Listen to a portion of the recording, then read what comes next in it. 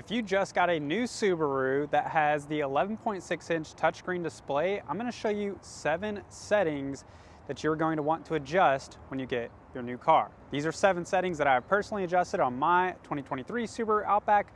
If you have a Subaru with this same display, whether it's a new Crosstrek, now the Forester is going to have this, or any other Subaru models that have this same display, this information will apply to you as well. If you are new to my channel, my name is Alex. I like to share weekly videos just like this, all on Subaru tips and tricks. So if you enjoy those kinds of videos and you want to learn more about your Subaru, consider clicking that subscribe button down below. And as always, if you guys have questions, leave those down below and I'll do my best to answer them for you. I'd also like to add that these settings are very easy to adjust. Most people don't know that some of these even exist, and it's just a matter of knowing that they exist. So I'm going to show you exactly how to do those today. The first setting that I adjusted whenever I got my new Subaru was the sound setting, and you'll find out very quickly why that is. So we go in here and listen, you'll hear it. If we click around, you hear it beeping. Well, to change that beep or to turn it off, you go in here. So you can go down here and you can turn the beeping volume down, or you can just tap right there and it turns it off altogether. So now, whenever I'm clicking around, it's not beeping, and for me that was a little bit annoying, so that's why I changed it. The next setting that I want to show you guys how to adjust is going to be up in the top of the touchscreen display.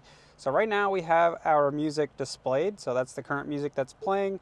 We're going to click over this right arrow right here. We're going to see these widgets. This is what we're going to edit, and just so you're familiar with some other things here, we have our local forecasted weather, and lastly the all-wheel drive settings, the X mode settings. I'm not going to go in detail on those because we've covered that in previous videos, but right now we're going to edit the widgets. So right now it shows our 3-hour forecast, the current calendar date, and the average speed for the trip that we have set. By the way, your trip is going to be calculated over here, trip A, or you can use this little button that's kind of hidden down here in the lower left, trip reset.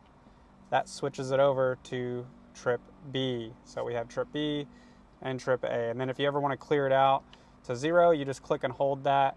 It clears it out to 0.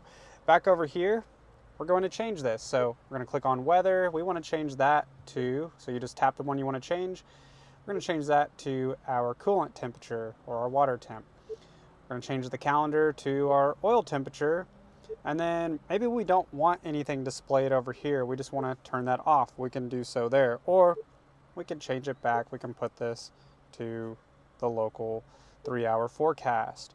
So now we've changed and customized the widgets up here to our own liking, and you can do the same for yours. The third setting that you may want to adjust is going to be up here in the top portion of this screen. It's called an eco gauge. So right now, you see where it says MPG. This is going to show you in real time when you're driving your fuel economy or your input based on how much gas or how much pressure you have on the gas pedal.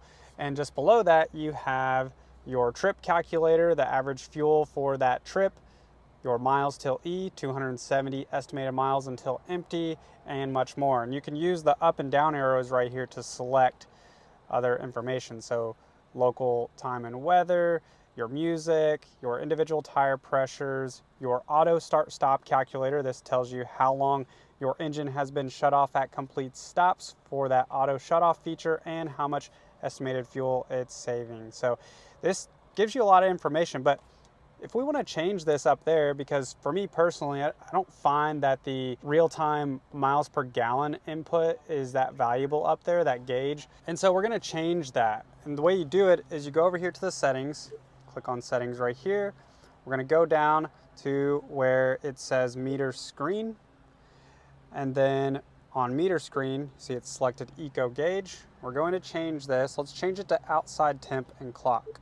So when we change it, you'll notice up here, now it's going to display all the time our outside temperature and clock without having to cycle through it here. And then maybe you prefer to have your gas range. This is actually what I like to have mine on. So gas range, it's going to now show us that we have an estimated 270 miles till E. So no matter what screen we are on here, maybe I want to have my tire pressures on, but I always want to know how much fuel or estimated miles I have left versus solely having to go off of the analog gauge. By the way, You should get 400 to 500 miles on a full tank. This car just has 11 miles on it, so it doesn't have enough data yet to actually accurately calculate that information up there. So as you drive, that will change. But that is how you adjust the meter display up there. And because people always ask in this section, what is the gauge initial movement? I'm going to show you what that is now. We're going to shut the car off. You'll notice when I turn the car on, those gauges turn to the right. I like to keep mine on because that gives you a visual indicator that your car is on versus the, the vibration you get a little bit on startup and the noise it makes. So I like to have that on, but if you don't, you just turn it off right here. We'll turn it off. And you'll see when we turn it on, the gauge doesn't go over to the right. So just a personal preference, and again, you can customize this to whatever you feel is best. The fourth setting that I like to control and edit is within our climate control. So we're going to turn this on. You'll notice that there is a quick button down here to turn on and off your AC. But maybe you want to change that to something else, maybe something more useful for your own personal preferences. So we're going to go into settings, and under general, we're going to go down to where it says climate control. It's about midway through. So we click on that.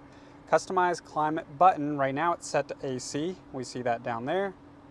We can change this. Maybe we want it to be max AC. So what max AC does, so if you quickly turn that on, you'll notice it turns the fan speed up very quickly and turns the temperature all the way down automatically. Maybe you want to have your auto fan speed turned on, so you can have the auto button, which is going to automatically adjust the fan speed here based on the temperature that you adjust on the car. Recirculation, that's going to recirculate that interior cabin air versus pulling it all from the outside. And then sync. That allows you to quickly sync up both the driver and the passenger when you have dual climate zone like we do in this car. The fifth setting that I like to adjust is called auto vehicle hold, or AVH for short. I'm going to show you what this feature does, and then I'm going to show you some settings that you can adjust on your own car. So something really cool. If you have a 2024 or newer, you're probably already going to have this setting down here, but you tap it right there. It's already there as a shortcut. It says AVH, and I need to make sure my seatbelt is on first for this to work. So we'll go ahead and click our seatbelt in. We are going to put it in gear. We're going to drive. Say we're driving along here, and we come up to a stop sign or a stoplight. Mainly if you're in traffic or at a long red light, you'd want to use this, or if you're waiting for a train. So we come to a complete stop. We have our foot firmly on the brake. You'll notice up here, there's a little green light flashing. That says AVH. When that's flashing, we know that we can then let our foot off the brake. And so we can just relax. When traffic starts moving forward or that light turns, just give it gas and go, and it will automatically release. So that auto vehicle hold feature will now stay on for you for the entirety of your trip. But if you turn your car off and you turn it right back on, you will notice that AVH is now turned off. So this defaults off, and on the older cars, if you didn't have this, if you don't have this shortcut, you can find it here on the second page. So all you do is you swipe over like this, you click and hold this app right here, and you drag and drop it. So there we go. You release, click the home button, and that saves the AVH right there if you don't have it down here in this shortcut below. Now, I used to have to use this setting here where I had to move the app down to the lower left. That puts it in a quick, easy place for me each time I start my car. But more recently, fortunately, Subaru released a software update that you can get done at any Subaru retailer. There are people who have done it on their own. Unless you're technologically savvy, I wouldn't suggest doing that. Let your service department know about it, and they can complete that update for you if your vehicle is eligible for it. Number 6 is going to be editing the device name. So what I mean by that is changing the name of your Subaru's touchscreen display, so that way whenever you go to add it from your phone, it's very easy to find. Now, this one's going to be easy because it's just going to be one Subaru, but if you have multiple Subarus in your household or multiple devices, it's a nice way to differentiate between cars and also customize. So got ahead of myself there. You go into settings, we click on phone, go down to change device name. Right now it says Outback. So we can go ahead and change this name to whatever we want. So now I've changed it to Alex's Outback, and whenever I pull up my Bluetooth on my phone settings to connect it to this phone for Apple CarPlay, Android Auto, it's going to show Alex's Outback, which, by the way, if you were curious about how to add your phone, you just click on little add icon down here, up above, click add, and then now on your Bluetooth settings, look for Alex's Outback or whatever you changed your device name to. Now we have my phone set up wirelessly for Bluetooth and Apple CarPlay or Android Auto, but what I want to do now is go to the home screen. We're going to go into the radio because this is going to show you an example of the next setting that we're going to adjust. Now, we are going to set up a driver profile. So right now, you will see there are some radio presets in here. So somebody's gone in here, they've changed the radio, they've selected, let's go over to FM. This is a little easier to scan through. So they go through, they change the radio to their personal favorites, they click and hold, and it saves in these little tiles down here. Now you can save up to 16 or 18, so you can save multiple, but the reason you want to set up a driver profile is because maybe you have different preferences than somebody else who commonly drives your car. And so to change the profile, you'd go down here, we're going to add, we're going to select language, driver name, we're going to select next, and then we're going to add my device. It's already connected here, but if your phone isn't already connected from the previous setting, you can still do so here. You can just click add new device. So we're going to select my phone and finish.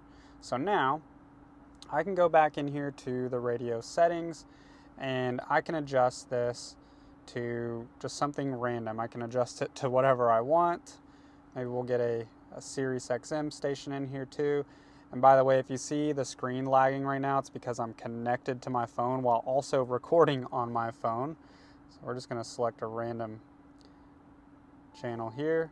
So we've selected that. Now, maybe I want to cycle back over to the default. So we're going to click on switch, go to the home button, back to the radio, and there you have it. The Sirius XM station I just saved there isn't there anymore. But if we want to switch back over to my profile, we click on Alex. Now my profile is back on. So really neat that you can do that and change it very quickly to your own preferences. I said I had 7 settings that I wanted to show you guys, but I actually have one bonus setting. So just as a thank you for sticking around through to the end of this video, if you guys are still here with me, I wanted to show you this last one. So say you're driving along here and you don't want to have this display on. So if you're driving at night, that can be very bright. Now you can do one thing, you can go over here and you can adjust it over here and turn that down, but maybe you don't want to do that. Maybe you want this to be completely dark. You can click and hold this volume button. It doubles as a power button and it's telling you that you have to press and hold this again to turn it back on. So this will go black here in the next couple seconds. So now you can still have access to your climate controls and some of your vehicle settings, but your screen isn't on. Now, the downside of this is if you're listening to the radio, like the AM, FM, or Sirius XM, the radio is not going to be on. But if you are listening to music through Spotify or Pandora from your Apple CarPlay or Android Auto, I've tested this and you can still listen to music with this screen all the way blacked out. Now you can press and hold this, or I believe if you click the home button, it turns it right back on. If you guys enjoyed this video, then you're really gonna wanna check out this next one on 7 things to avoid that could destroy your Subaru. If you enjoyed today's video and found value in it, please remember to click the like button. Hope you guys have a great day, and I will see you in the next one.